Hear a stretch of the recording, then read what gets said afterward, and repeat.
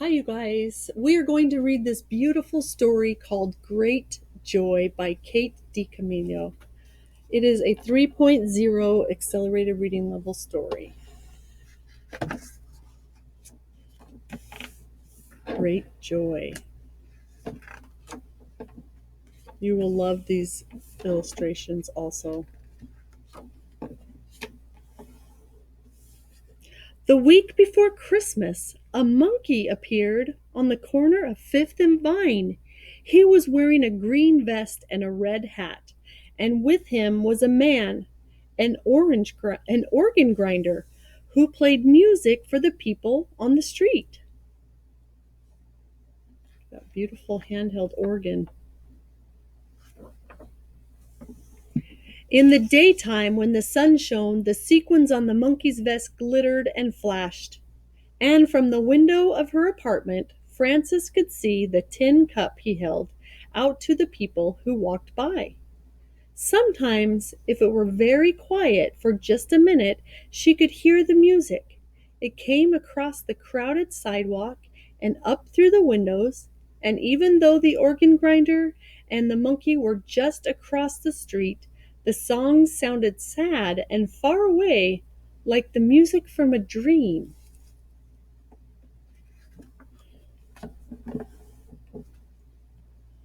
"Where do they go at night?" Frances asked. "Who?" said her mother. "That man and his monkey." "Oh, Frances," said her mother, "don't ask me questions that I can't answer. I'm sure they go somewhere. Everyone goes somewhere." "But where?" said Frances. "I have no idea," said her mother. "Turn around." Frances turned. Her mother pinned the bottom of her robe. "There," said her mother. "Now all I have to do is hem it, and you'll be ready. Have you memorized your line?" "Yes," said Frances. "Are you excited about the pageant?" "Yes," said Frances. And she turned away from her mother and looked out the window at the monkey.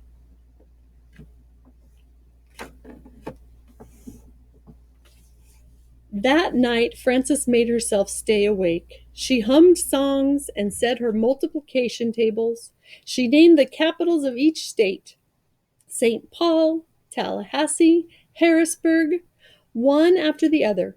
Every time she felt as if she might fall asleep, she shook her head and pinched her arm and opened her eyes wide.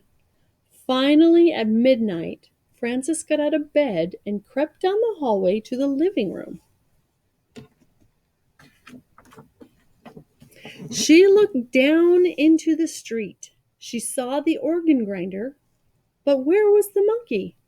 Her heart thumped. And then she saw him, tucked inside the man's overcoat, his small red hat still on his head. "Look at me," Frances whispered. "Look up here."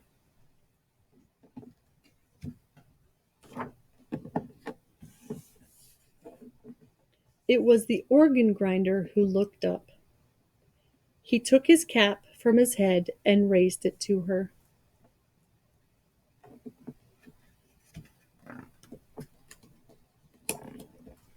"They sleep on the street," Frances said the next morning, "even when it snows."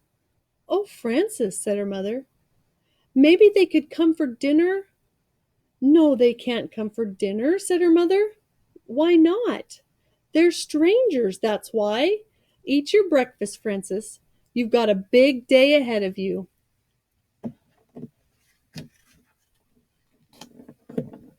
All that day it snowed. But by evening, in time for the pageant, the sky cleared. The snow was so deep that Frances had to wear her boots for the walk to the church. The organ grinder and the monkey were still on the corner.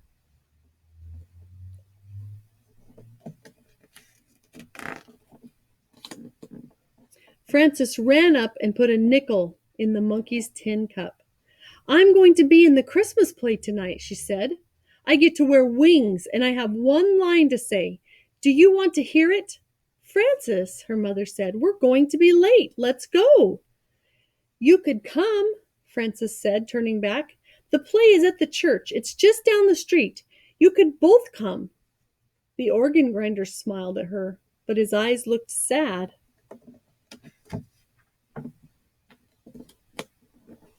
At the church, everyone else was ready in costume. "Hurry," the choir director said as he helped Frances put on her wings. The shepherds walked out first, and then the choir director pointed to Frances. "Now," he whispered. Frances stood very still. She opened her mouth, but the words would not come. "Say it," whispered the shepherds. "Say it," hissed an angel, who did not have any lines of her own. The camel, which was really two people, swayed nervously back and forth. But Frances could not speak.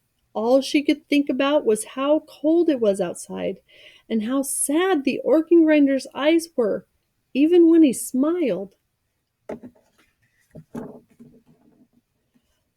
The world was quiet. Everyone waited. Then, at the back of the sanctuary, a door opened.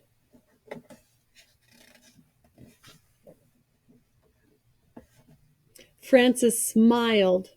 "Behold," she shouted, "I bring you tidings of great joy." And because the words felt so right, Frances said them again. Great joy.